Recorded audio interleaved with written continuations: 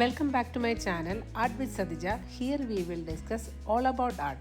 ഇന്ന് നമ്മൾ 2026 vision board create ചെയ്യാമെന്ന് വിചാരിക്കുമായിരുന്നു കേട്ടോ. അപ്പോൾ വീഡിയോ ഇത്തിരി വൈകിയെന്നറിയാം.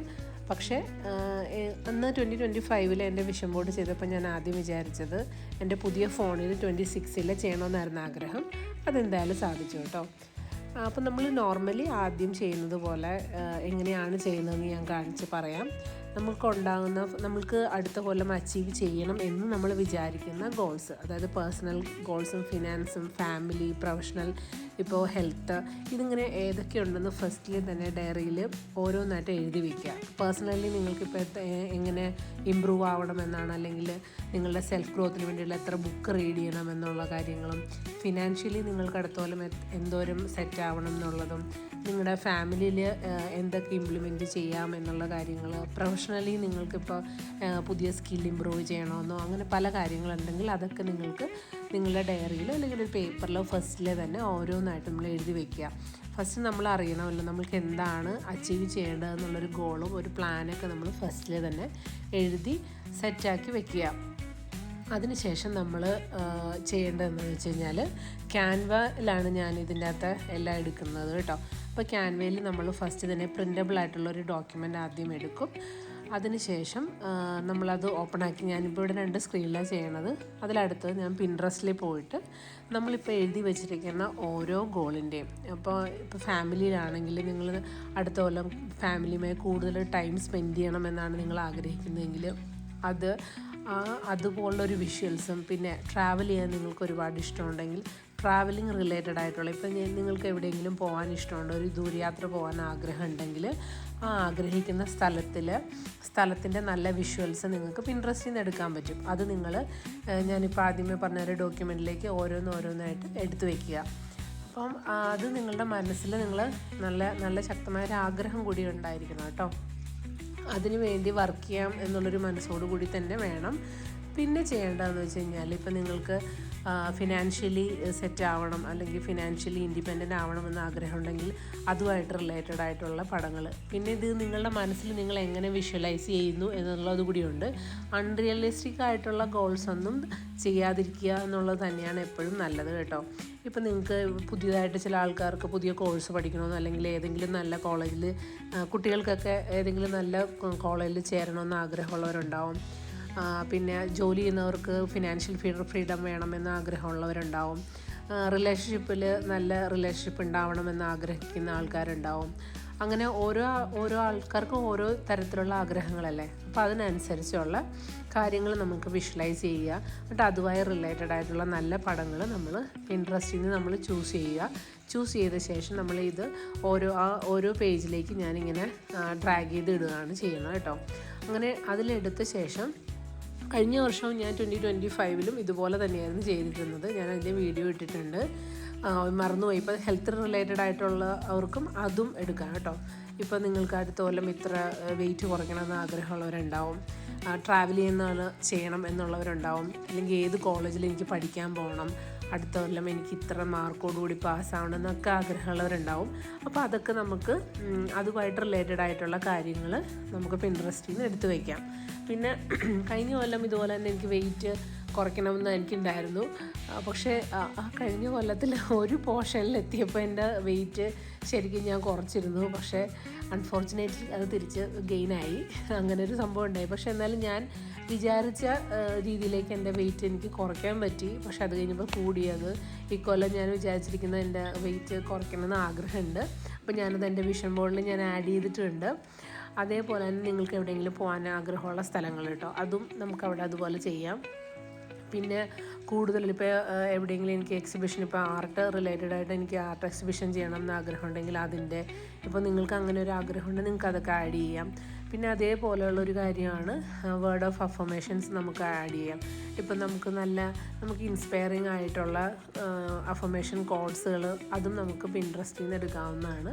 അതൊക്കെ ഓരോന്നായിട്ട് ഞാൻ ചൂസ് ചെയ്തിട്ട് അവിടെ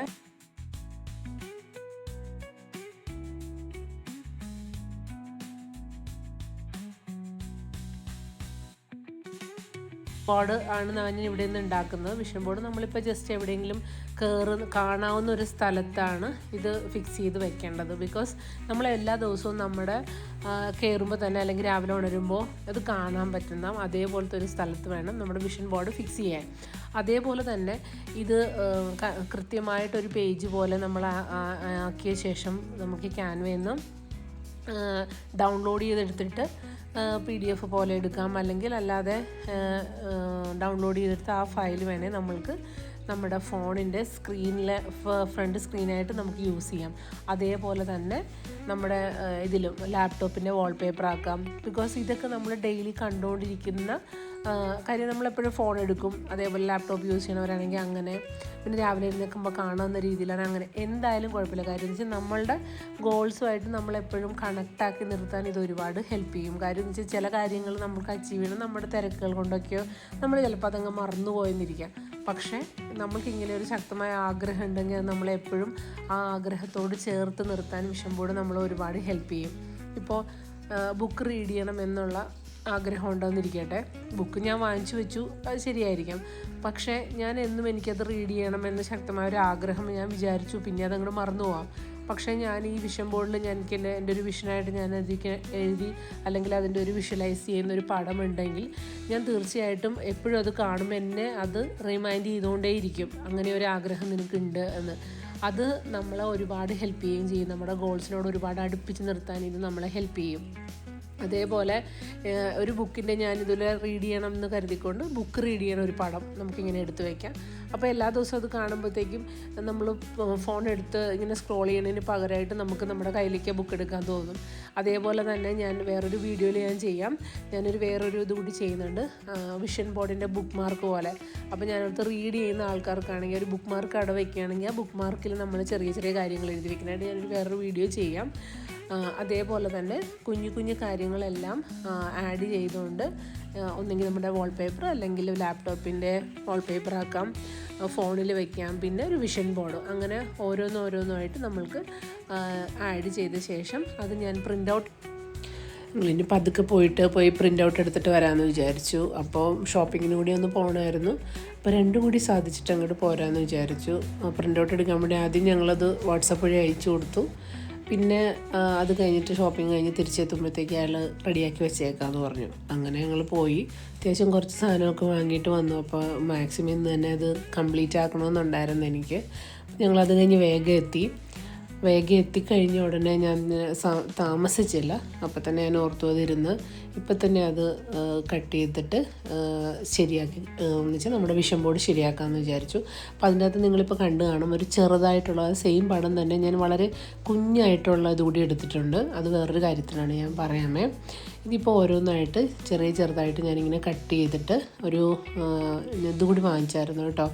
നമ്മുടെ വലിയൊരു കാർഡ്ബോർഡല്ല, ഒരു ചാർട്ട് പേപ്പർ, വൈറ്റ് കളറിലെ ചാർട്ട് പേപ്പർ കൂടി വാങ്ങിയിട്ട് അപ്പോൾ അതിലെല്ലാം കൂടി ചേർത്ത് അഡ്ജസ്റ്റ് ചെയ്ത് വെച്ചിട്ട് ഒട്ടിക്കുക.